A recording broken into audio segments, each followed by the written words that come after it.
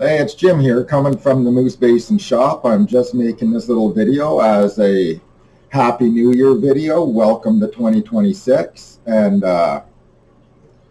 just wishing everyone the best. And there's a few things I want to talk about in this video, and one which I'll save to the end. I'm gonna kind of a New Year's resolution challenge to everyone watching this out there, whether you're into trail riding, fishing, anything in the outdoors. I've got a challenge for you. But before I talk about that, I want to take some time to thank all of the Northern Corridor snowmobile associations right now, because based on what I've seen at the end of 2025 through December, where we got a bucket ton of snow up here. As usual, we had trails open before anyone, but the past couple of weeks they've been shut down a lot. And I've seen a lot of people on social media complaining and wondering how this could happen and why the trails are closed and everything. And I just want to shed a little bit of light on that, because unfortunately, if the winter continues to go the way it's going, we might be faced with the same situation heading into 2026. And I just want to give you guys my perspective of what I'm seeing out of it, because I admit I don't ride a lot of the trails. I'm more of a backcountry rider. But as of now, to give you an idea of why some of the trails are closed with all the snow and all that, based on what I've seen, since I went home for a Christmas break, I left on the morning of the 23rd. Since then, some of the guys that are on my recovery crew have put in over 40 hours of work. Since the day before Christmas Eve, recovery teams have put in over 40 hours of work getting people unstuck from mostly backcountry areas, but some of these areas they were stuck on were legit trails, because we've got so much snow this month that it's almost unbearable. It's been unheard of up here. And so just that alone, with the fallen trees, the extra slush everything brings, and snow drifts 7 feet across the trail, completely impassable for many trail prepared sleds. Backcountry sleds can generally handle it, but if you just got a little trail rider, there are a lot of places on these trails that's more like backcountry riding during this time. Now, I'm sure people in the sledding community have been paying attention to the green on the trails. Today, we just got a lot of the green back in the Kapuskasing area. And I know the Cap Snow Rovers are working very hard. I know the crew in Smooth Rock, and I know the Polar Bear riders out of Cochrane are really working hard to get this entire map going green again. And in the past few days, they put a lot of work in and they've made a lot of headway. But another thing that people don't consider up here when it comes time to prepare for the trails and all that is, if anyone's been traveling up north, this Ontario 511 website here, which shows the traffic, like for a lot of December, I'm going to say about a third of December, every road up here was red, impassable.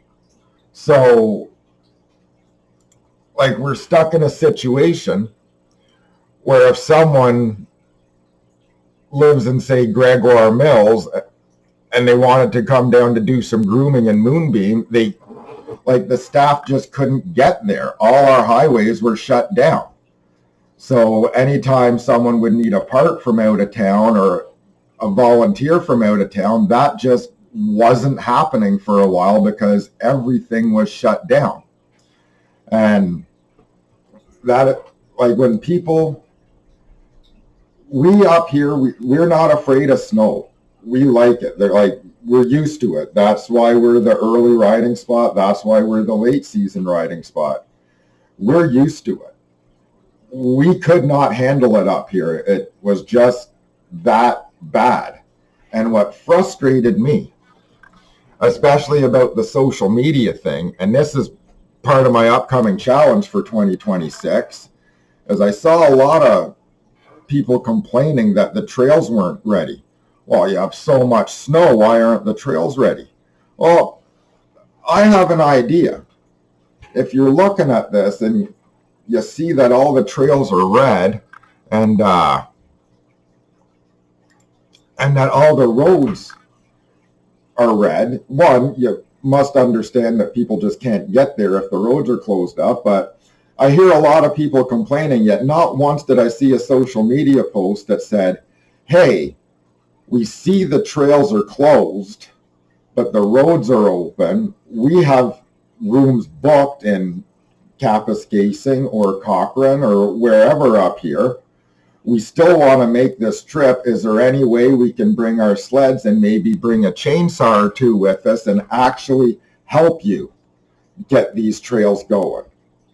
Now, I'm pretty sure if you'd have made that offer to the Cap Snow Rovers, or if you were to make that offer to the polar bear riders out of Cochrane, they would say yes, and they would pretty much give you the frickin' keys to the city when you showed up there, just because you were willing to help. And they would, all the people associated with all those snowmobile associations would treat you like kings and queens if you were to do that. But instead, these snowmobile associations are getting bombarded with, when's the trails gonna be ready? Why don't you have the groomers out? Shut up. Like, sorry to put it bluntly, but either offer to lend a hand or shut up and stop complaining. Period. Like, these guys and girls that keep all the sledding infrastructure going up here have been busting their ass all month to basically get shit on and treated like they're lazy. And I gotta defend them on that, because it has been a rough winter up here. But as you saw when I had the map on the screen, the trails are getting green and they are on it. And the good thing is, with all the snow we did get, if the rest of the winter kind of tempers off a bit, we're going to have amazing riding. Like, the snow base we have up here is fantastic right now. And so I just wanted to put that out there.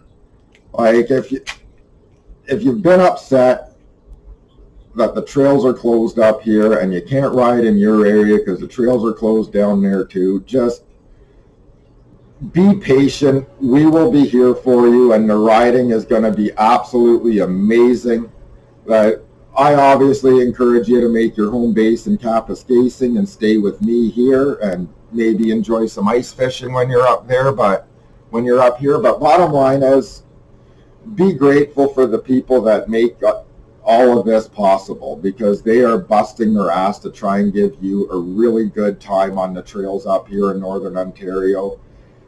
And if you're patient, and if you're willing, especially if you're willing to come up and help when things get crazy, you're going to end up having an amazing time, and you're going to experience the best of Northeastern Ontario hospitality, and you're going to be able to ride some of the best snowmobiling trails in the world.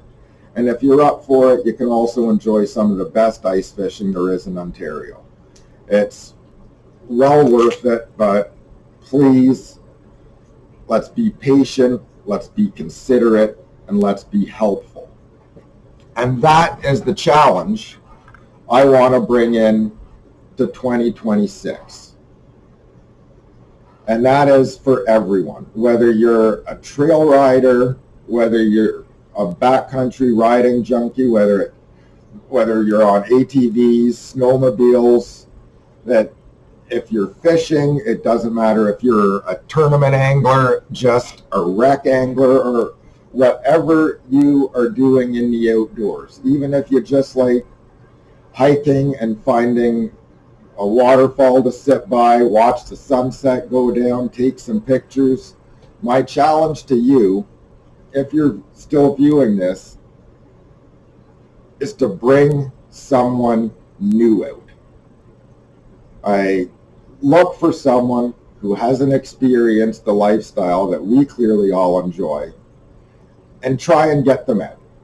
If you have an extra seat in your side by and you know someone that's interested in it, take them out for a trail tour. If you know someone that hasn't experienced ice fishing yet this year, invite them out when you have an extra spot. Let them experience it and teach them. Because a lot of people, especially the adults learning new things, they come to a new area, they discover new hobbies, but they might be tentative to join in the new hobbies. So if you see someone and they're showing interest in the hobbies that we all love, invite them. And you might be able to change their outlook on life or change their outlook on the new town they're in. And it never hurts to develop more friends. And so, I don't know, when you're the gas station guy that always asks about your fishing trips when they see you pull up in the boat, maybe next time ask if they want to go. There are a lot of people up here, especially what I guess is socially acceptable. The socially acceptable term is new Canadians that may have never experienced walleye fishing, yet they want to get into fishing because they see that it's a relaxing way of doing it, but they might not know how to do about it and they might not feel welcome. So let's try and get as many new people out enjoying what you love this year. Let's all of us get together and do what we can to introduce all of the things we love to new people. And if you're on the outfitter side, like what we're doing with our family fishing days and all that, which we're going to be starting up, do it. If you have the capacity to do it, and like in Kapuskasing, it's not just us that does it. A shout out to Rufus Lake Outfitters. They have a charity tournament once a year, and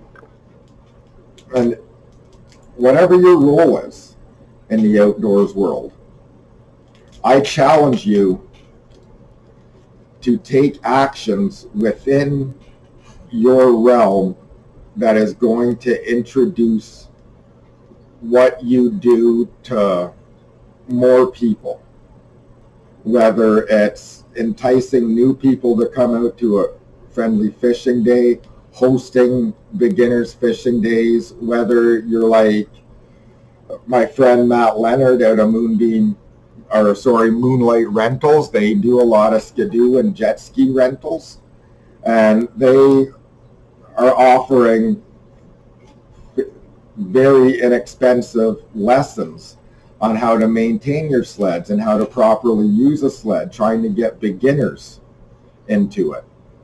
And that is good. That is what we need to keep our sport growing.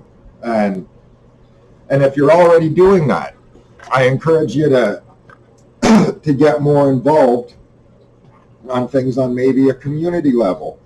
Join a local group that helps protect the rivers. Join a group that helps protect the forest. Join the Cap Snow Rovers and help maintain the trails. Get involved in a way that benefits everyone else, and really do the best to promote what we love.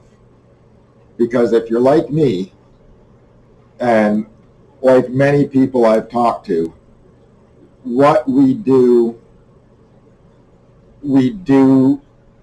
not just because it brings us joy, but in many cases it brings us the kind of inner peace that only getting outdoors can bring to someone. We all know through whatever experience we have, whether it's hunting, fishing, trail riding, we all know that just getting out into nature does something to individuals. It makes them feel better. Like, not just the health benefits of fresh air, but it's a spiritual and an emotional thing. And if we can do what we can to share that as best we can with other people, we're not just providing them with added happiness. We are providing everyone we share our experiences with a bit more peace, a bit more ability to go out and feel serene in nature. And that when people have that added sense of peace, they're able to get an added sense of hope. And I think that especially the way society and the economy and a lot of things are, I think perhaps one of the best things we can do for people is to give them a sense of peace and to let them feel maybe a bit of hope and that centered balance that they need in their life to be able to move forward and be able to use nature as a more positive outlet for their own emotional, social, and spiritual well-being.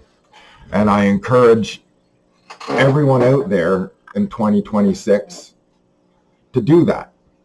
And like if you're fishing off a pier and you notice some kid looking at you with interest, hand them the rod. Let them do some jigging. Don't matter if they're a stranger. If their parents are with them, ask the parents if they're allowed. Like, be respectful about it. But whenever we see people interested in what we like to do, let's make 2026 the year we reach out to them and we get them involved and we share our passions with everyone. And the best way to keep your passion is to share it with someone that is going to approach it with the same enthusiasm that we all did when we first started. I'm sure we all remember the first nice fish we caught on family outings. I'm sure we all remember our personal best fish. I'm sure we all have special memories of beautiful scenes in trail riding and memories with friends and that. Let's do everything we can to pass that on to people in 2026 and have this cycle of memories and good times keeping on going. So with that, I will end. Happy New Year. And we hope to see you up here in Kapuskasing in 2026. Check out our website, www.moosebasinvacations.com. We would love to host you. We would love to share our experiences with you and share the beauty of the outdoors with you up here. It's something special we got in this area. Come on up here and let us share it with you. Have a good 2026, folks. Tight lines all year.